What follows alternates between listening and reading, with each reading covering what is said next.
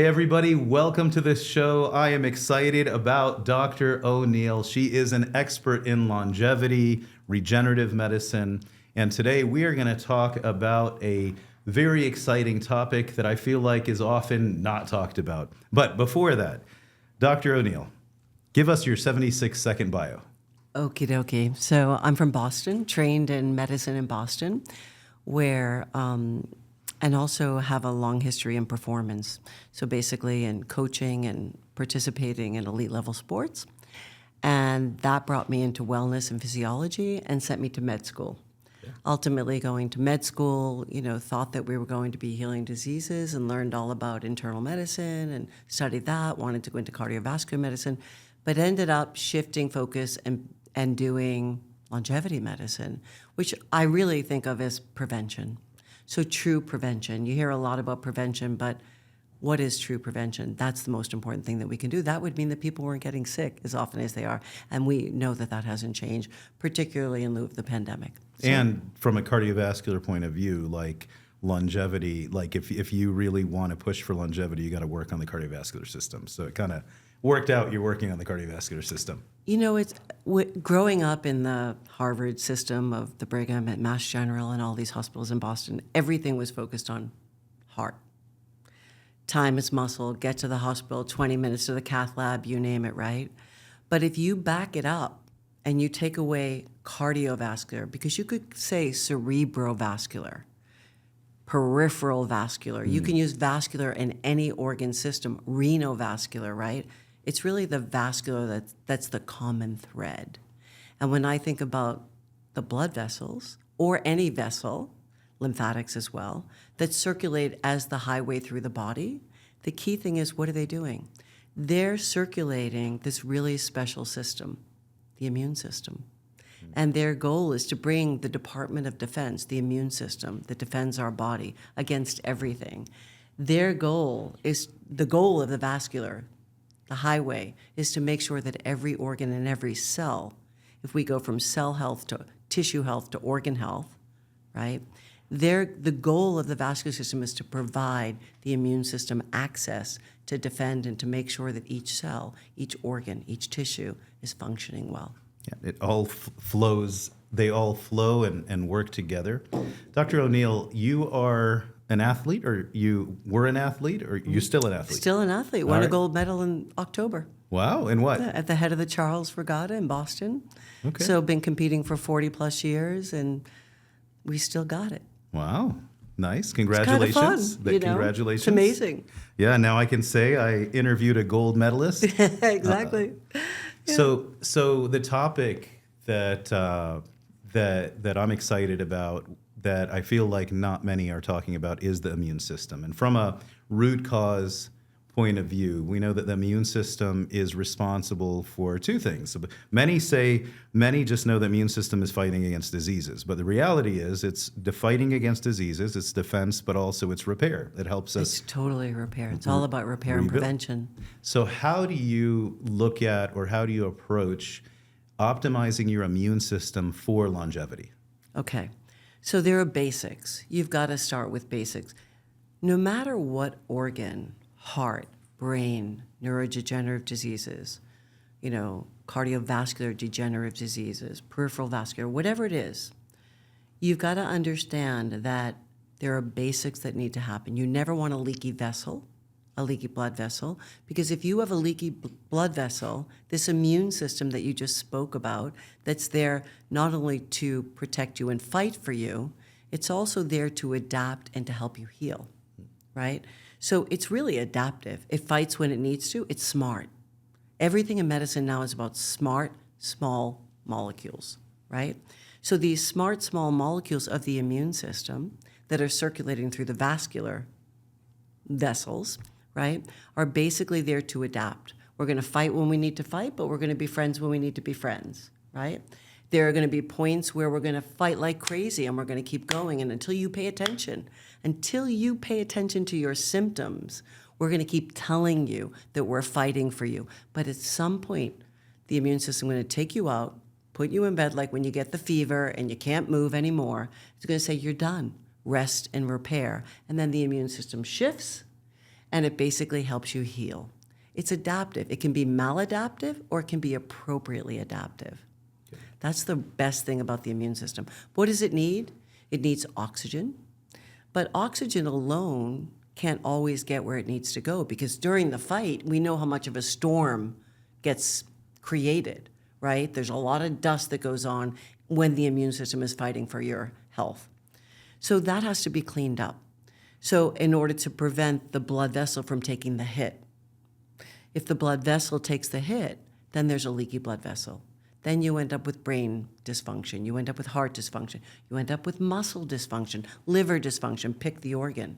It can dysfunction. And then what happens is you've got these leaky vessels. One of the key things that we want to do is we want to support the barriers, the boundaries. We have to weed. We have to keep things out from destroying those barriers and boundaries, right? Keep the blood vessels solid so it's not leaky. We have to feed and give it the right thing to let it grow back that protection, that barrier protection. And then we have to continue to seed it. We have to put stem cells in. So the basics in my practice and for longevity, it's pretty straightforward. They're the most upstream things that you can do. You've got to boost the immune system and the lymphocytes and keep them really strong and keep new troops coming in, right? And then the second thing you need to do is you've got to repair those vessels, and you've got to use things like not just oxygen, could be hyperbaric, but you're also going to need nitric oxide. Okay. So you're going to need to repair the glycocalyx, that is the protective sticky thing. Like if you had a barrier and there were barbed wires on the barrier, the glycocalyx is like keeping you from breaking down that barrier. So that's what these things do. So let's take it back a little bit. So you're talking about the blood vessel. Mm-hmm. And the blood vessel, or the vessels in general, are, you're saying that's that interface between the rest of the body, right? Correct. And it also is what's carrying the immune system as well. Correct. And you're saying, so we have that lining, that endothelium that lines the vessel. Yes. And you're saying that vessel can get leaky. What do you mean by that vessel can get leaky? And where is it leaking into? That's a great question. So that a vessel is intended to keep everything that's supposed to be in it, right? So It's doing its surveillance, and then little small molecules can get through into the area around a cell. Okay. So let's go down to the level of a cell, and many cells make up an organ. In the blood vessel, we're talking about. No, around the cell. We're talking in the blood about vessel? an organ. In an organ. Let's pick the heart. Okay. Okay, it's a muscle. Mm-hmm. So you can pick your quad, you can pick your triceps, your biceps, your heart muscle. Yeah. Pick a muscle. Your gut muscles, all the way down from the tongue, all the way down to the anus. Okay. So you've got these muscles. So these muscle cells are sitting here, and there are many of them. Let's pick a billion of them, we'll just say. But going in and out and interlacing every aspect is a vessel. And so the vessel delivers from the vessel small molecules that go through that there are tight junctions. They're held together like this, and very tight junctions. But as they get bombarded with things and injury, they begin to loosen and leak. And so only small things that are intended to nourish the body are intended to get through to nourish the cell. But when you get leakiness, there's no more barrier to keep you well. And so we have to repair those barriers. So it's looking at, so it leaks into the muscle, it leaks into tissue, it leaks into organs. Yeah. Okay. From the blood vessel. From the blood vessel. And then you mentioned something called the glycocalyx. Could you tell everybody what the glycocalyx is? Sure. If you have the vessel, right on one side of the vessel, there's gooiness. We'll just call it that. It's very complex, but it might be like glue that's going to hold something from getting towards that vessel wall, very thin lining, and damaging it and allowing it to open up. And that gooiness can get disrupted. Gets disrupted very easily. Okay. Yeah. Many things. Could be chemical, could be mechanotransduction, could be lots of different things. How do you assess the vessel integrity? How can you tell or what gives you clues that vessel might be leaky? There's lots of ways to do it. So the easiest way and the most conventional way is to look at inflammatory biomarkers. Okay. So you can look at your white blood cell count with differential. Okay, so let's go, so we'll do a blood panel. So we're looking at blood. Yep. The white blood cell count. So do you go with what the normal lab value is, or do you have a different value? No, I look at it not from a reference range. I look at it just to understand, is this physiologically a healthy system? And do you have a particular number, or is it just based on the person? I mean, ideally, everything is based on people because some people genetically might have lower levels. Yeah. And you get to know your patient, you get to know the pattern of the numbers. But generally speaking, a white blood cell count robustly should be at least 5. Okay. Is there a limit to where it may be within normal range but high normal that you think, oh, there's something going on? I would say most often it's low. Okay. It's on the low Most side. often it's low. So today, certainly over the last 5 years, if you're thinking pandemic, right, and what we've seen a lot through the pandemic and people being ill, it's low white blood cell counts. Okay. But more importantly, you can differentiate. That's like your pentagon. Then you want to differentiate the different types of white blood cell counts. Okay. So it's neutrophils, lymphocytes, et cetera. So you want to look at those. And Okay. oftentimes the entire picture is low. The pentagon doesn't have what it needs in the immune system. Right. And so they don't even have adequate Army, Navy, Air Force, you name it. And you want to look, how are you trying to allow your system to protect you from disease? But you mentioned looking at trends as well, because Yeah. there could be someone Trends that are their key. whole life it was low, Correct. right? So you kind of look at what it was before, you take a look. And so white blood cells and looking at the type of white blood cells, because it's Correct. a mix between them. What other blood tests would you look at?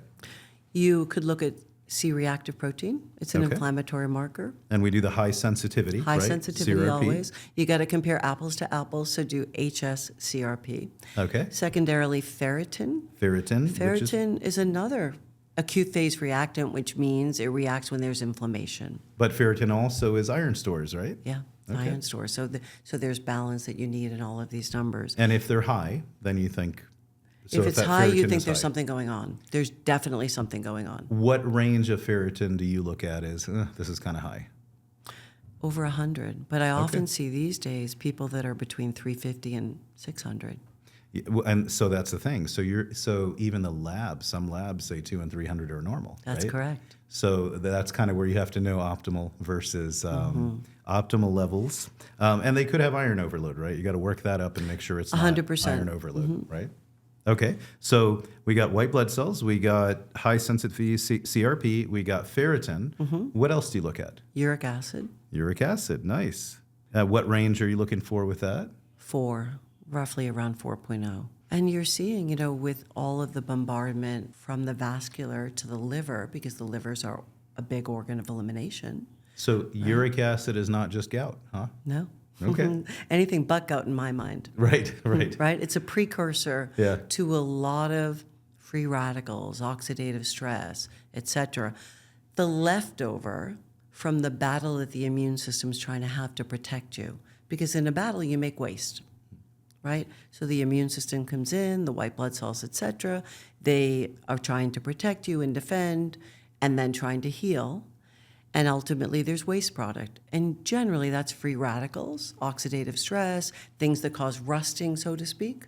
If you were to pour free radicals, acid rain is like free radicals, right? Think about that. Yeah, we had another guest, and we were saying a free radicals like a teenager out of control. Yes. Well, I like acid rain too. Yeah. I think I'll name one of my children Acid Rain. Oh, gosh. So for uric acid, we said, and you like it closer to 4. Is there any other markers that you look at? Oh, I look at over 100 markers in people. What But do you think these are the most important? I think these are really the most important. Okay. I think uric acid, I think B12, certainly, vitamin D, HSCRP, ferritin, uric acid. We can look at adipinectin. Adipinectin's another one that's going to talk about fatty infiltration into the tissue. And adiponectin is actually, you want it to be higher, Right. So adiponectin is a adipokine, they call it, and it's made in fat cells, right? And it actually, you want it to be higher, and if fat cells are toxic, they can't make it. So from that panel, now let's talk about how do you approach and how do you treat them. So you've realized that the patient's immune system is out of balance. Right. How do you start restoring immune health?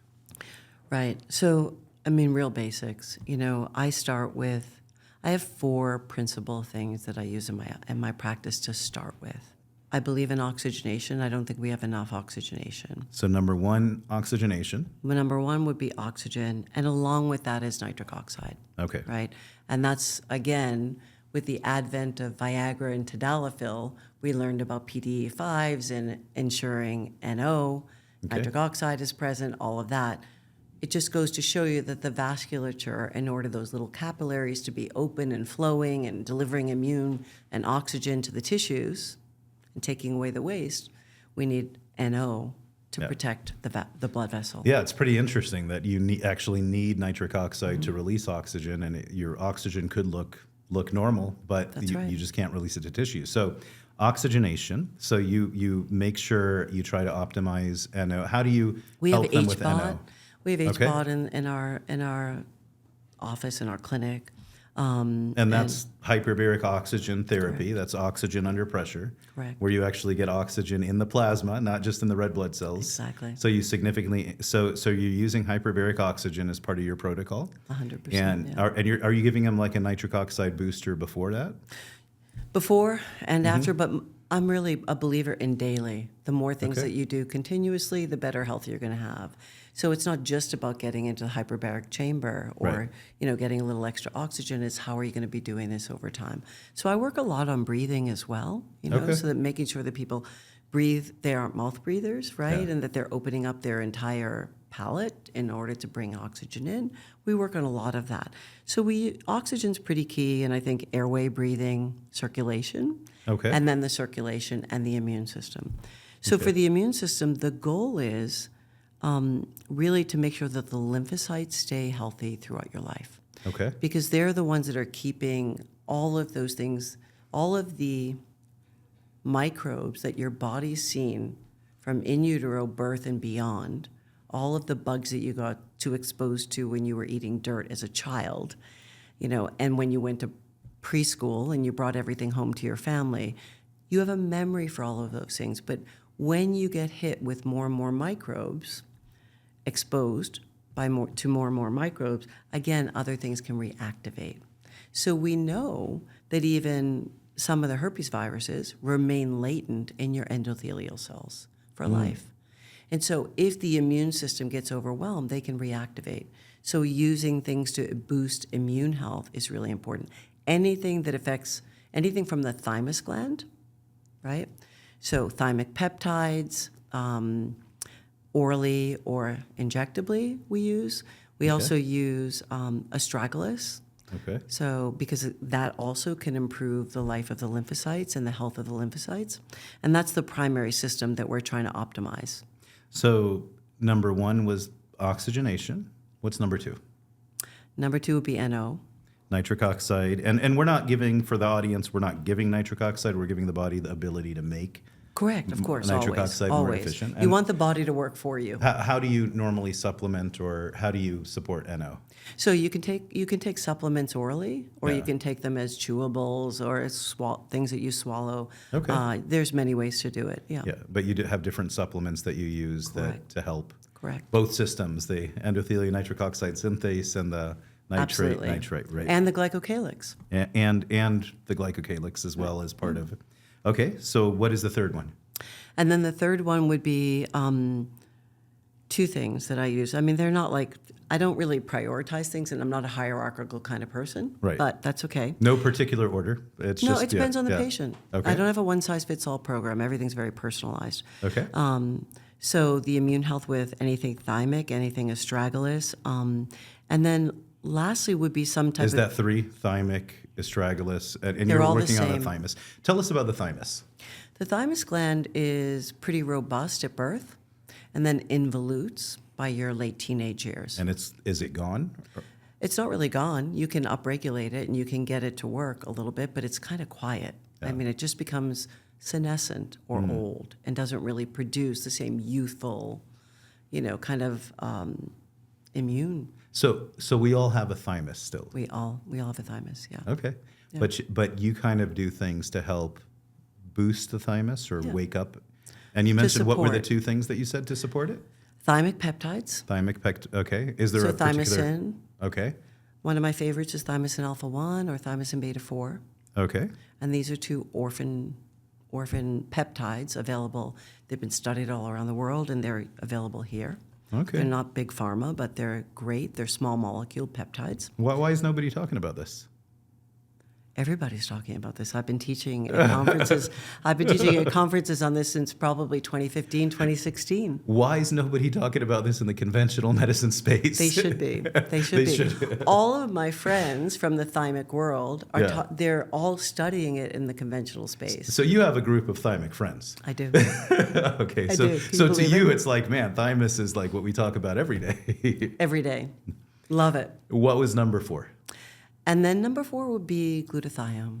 Okay. So I love glutathione because it's multifactorial like the others that we mentioned. And the way that glutathione works is it works in the mitochondria, right, to upregulate energy and fuel for the body, to do this cleanup or to do the repair or to fight the battle for you. Okay. You need ammo. You need ammunition. So Yeah. glutathione works within the mitochondria, which is the powerhouse of the cell. And then glutathione also works to do cleanup. Okay. So it has so many different functions. It's an amazing antioxidant. Astragalus is an amazing antioxidant as well. So again, nitric oxide, astragalus, glutathione, if you could pick anything, I mean, if there's one pill for all ills, you're going to start with these as the most upstream in order to do prevention. Well, glutathione, though, isn't well absorbed. How do you get glutathione in the body? You're right. Glutathione has not been well absorbed, but there are mechanisms. I've had amazing results with glutathione that's transdermal. It's combined. There are scientists who have done work to find the best absorption and the best way to absorb it. Like a cream or a patch or a... It's a spray. You just spray it on. You spray it on. And literally, let me tell you, I had a young boy this summer, 11 years old, cut off his fingers. Ooh. Right? By accident, during a fishing accident. A little bit of hydrogen peroxide, a little bit of glutathione, a little bit of PRP from his own blood. Healed, grew back fingernails, fingers, everything. Wow. When what the orthopedics wanted to do was take that necrotic tissue, cut here another tendon, attach them, and get this to seed the growth of the finger. And he saved his finger. Saved his 2 fingers. Wow. Completely grew back. So you spray it? Well, how else can you get glutathione? You can get it IV. I think that would probably be, for me, the second way that I would want to do it. Okay. But I think those are the 2 best sources. I think a spray. Do you deal with, because you hear about liposomal glutathione and acetyl glutathione, Yeah, exactly. do you mess with that at all? Or? I have in the past, prior to learning about glutaril spray, the glutathione spray, Yeah. and now that's all I do because I've had amazing results with it. Nice, nice. Yeah. So I have in the past used liposomal. Dr. O'Neill, this has been enlightening. You are doing some amazing work out there, you and your thymic buddies. You have a book, right? You have a book coming out? We're working on a book that's case studies. So Okay. case studies, because what happens at conferences and when we teach people, physicians, clinicians, how to help people heal and how to discern the numbers, as you brought up, to use the reference range, or do you have your own numbers? The goal is to get them to understand that you can take cases like cases that we have, and here's how you think about it. Here's what you do. So 5 case studies in a book that will be coming out, and basically will demonstrate how to use everything from the most basic to the most regenerative, stem cells, exosomes, you name it. So just, building on what the basics are. But you always have to start with the foundation. Do you have a title for the book yet? No, I don't have a title yet. Working on something sexy. Okay. Yeah. Yeah, it sells. It sells. Yeah. So here's the thing, and now that you're putting out there that the book is coming, that book has to come. You got know. to sit down and make it happen. It's happening. It's good. happening. Very good. The work is done. It's a matter of having it tweaked in a way that will be usable and educational and friendly to the consumers, that they know what to do. I cannot wait to read it. Unless you put it on audio and you read it to me, then I'll listen. Then I'll listen to that too. Sure, we'll do that as well. Awesome. So how can people stay connected with you? So we have a website, and it's drkathleenoneillmd.com. Okay. And we have email, treatwellnessmail, M-A-I-L, not M-A-L-E, treatwellnessmail. My motto is, if you don't have time to be sick, you better make the time to be well. And my clinic is called Treat Wellness. And are you on social media? Yeah. What's your handle? Do you know? What should they look for? I don't even know my handle because people do it for Instagram. me. Yeah, they just We got to know. Google you. I know, yeah. Okay, we'll put it in the show notes. Okay, great. We'll put it there. Don't worry, Thank we you. got you. It's not my thing. My thing is just to educate and do the best job that I can. Whatever's Yeah. happening behind the scenes in the social media, as long as it represents me, I'm happy. Completely understand, Dr. O'Neill. Thank you so much. Thank you. Such pleasure.